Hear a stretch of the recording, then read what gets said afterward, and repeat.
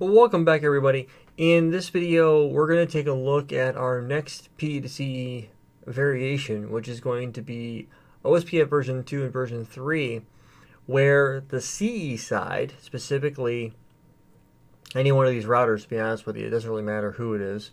We're going to pick on R15 this time, where the connection between our CSR6 and R15 is actually now on the customer side is now in a VRF. And what's going to end up happening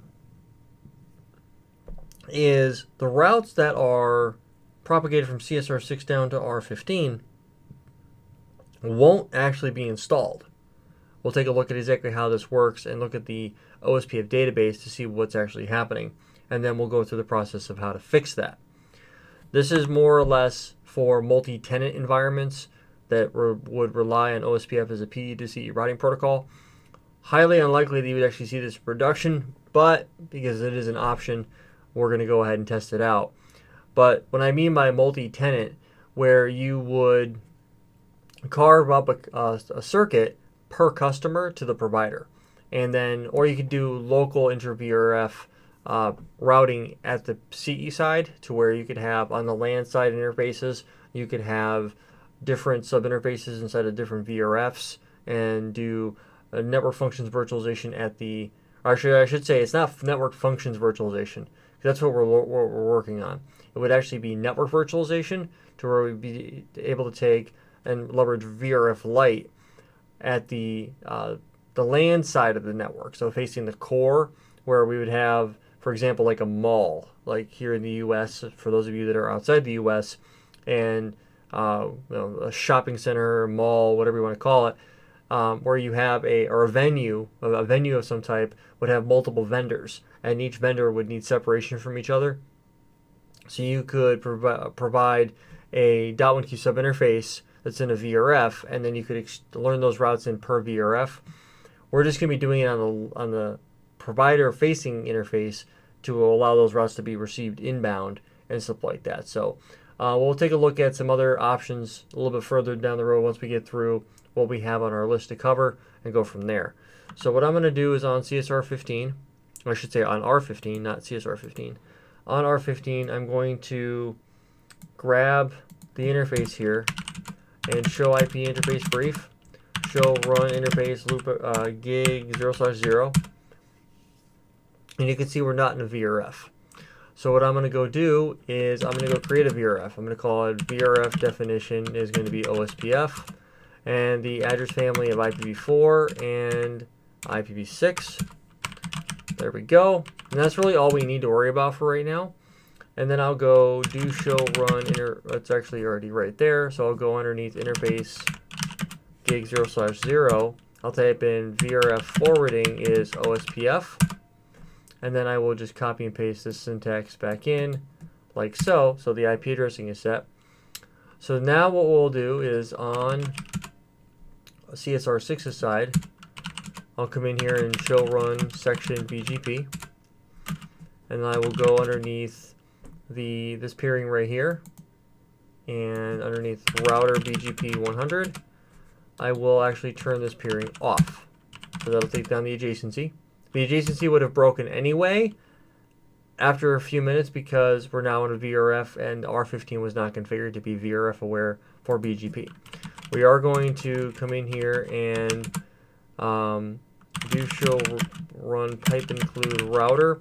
We're using OSPF 100, so we'll type in router OSPF 15 VRF, and I'm going to say C1.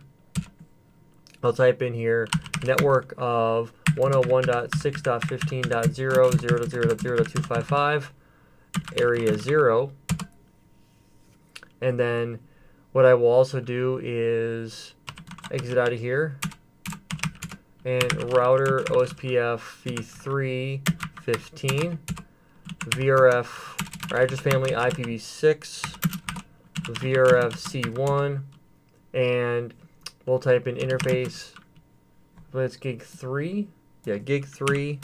We'll type in OSPF v3 15 IPv6 area 0. So we'll get both OSPF version 2 and version 3 running for this configuration. Now on R15, I just have to go in here and type in the router OSPF15 VRF OSPF, and then network of 101.6.15.0, 0.0.0.255 area 0, and then interface gig 0/0 OSPFv3 15 IPv6 area 0. Now, one thing I want to be clear on is you don't need to use the exact same process ID numbers on both sides. Remember, the process ID is locally significant. So the next step that I have to go do is I have to go on the CSR6 side, and I have to go and set that peering up to where the routes are being redistributed. So I want to wait until the 15 should be showing a show. Let me jump out of here. Show OSPFv3 neighbor. There it goes. So show OSPFv3 VRF OSPF neighbor. There we go.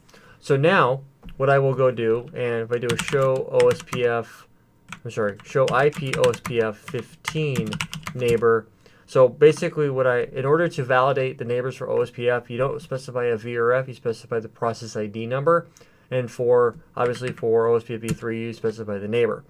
So what we have validated up to this point is that we have an adjacency, right? So now I'm going to go over to CSR6. I'm going to go to router OSPF15 VRF C1, and I'm going to type in address family. Actually, I don't need to do that at this level. I can just do redistribute BGP 100 and say subnets, and then I can go to router OSPF v3 15 address family. I can type in address family IPv6 VRF C1, and I can type in redistribute BGP 100 and enter key there, and then router BGP 100 address family IPv4 unicast VRF C1 redistribute OSPF 15 VRF C1 and match. We'll type in internal, external, and then we'll type in router OSPF, address family IPv6 unicast VRF C1. We'll type in redistribute OSPF, in this case here is 15, and then we'll type in include connected and match internal, external. We technically don't need to go this far, but for the sake of argument we will. So now what I'm going to do is a show IP OSPF database. So we're going to learn routes, right? We've learned a bunch of routes, but if I look at any of these routes and I look at what's been advertised, for example, I should be able to look at the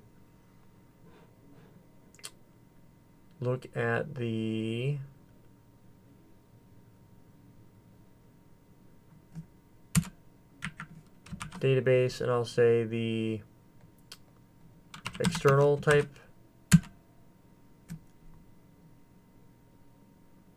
I have the downward bit has been associated to the 172.16.30 network. There's that. So there's that prefix that can get learned. And so let's focus just on that. That's a route coming from R13.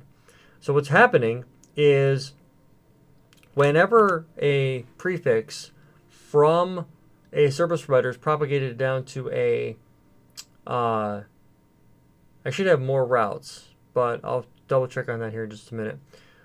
What will end up happening is the routes from CSR6 will get tagged with the down bit. The down bit will be propagated down to the customer edge. The customer edge will receive them as downward. What's actually going to end up happening here is the route will not be installed in the routing table. If we do a show IP route VRF OSPF, you'll see that no routes are being entered in the routing table. And the reason for that is because the downward bit is set. If I was to do a show OSPFv3 VRF OSPF database for external routes,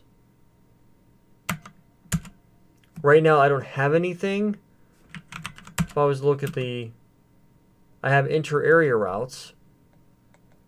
This database is a little bit more complicated to read, but basically, if I was to go to R15 and I wanted to receive those routes, I'd actually have to go type in router OSPF15 VRF C1, or sorry, OSPF, and type in capability VRF light. Do not perform PE specific checks, and then take that route. Now it resynchronizes the neighbor, and I will go and type this in for router OSPFv3 15 and type in address family. I believe it's at this level 2. Address family IPv6 VRF OSPF, and at this level here I have capability VRF Lite as well. So if I look at the do show run section OSPF, both IPv4 and IPv6 OSPF have enabled capability VRF Lite. So now if I go back to my output for the database, the network, the downward bit, we do a show IP route VRF OSPF, I now see the prefix showing up in the routing table. Right? If I do a show IPv6 VRF or route VRF OSPF, I don't have any routes in there, but I see the prefix for 172.16.13 coming across. So what I'm going to do is on 13 real quick, I'm going to go show run section BGP.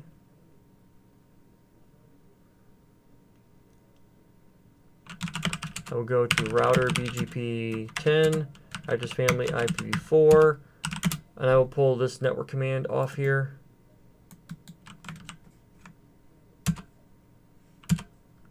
And then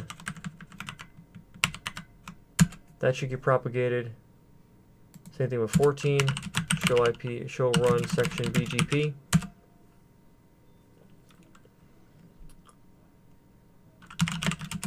And I will pull this command off here. Nope.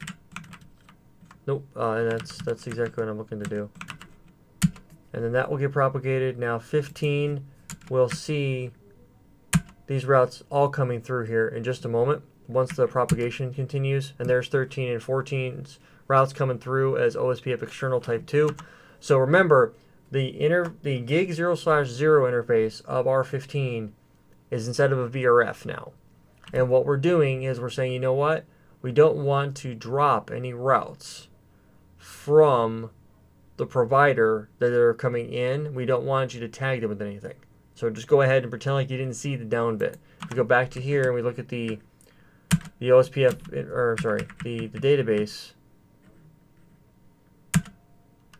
Why do I keep doing that? We look at this output. You notice how all of them have the downward bit set?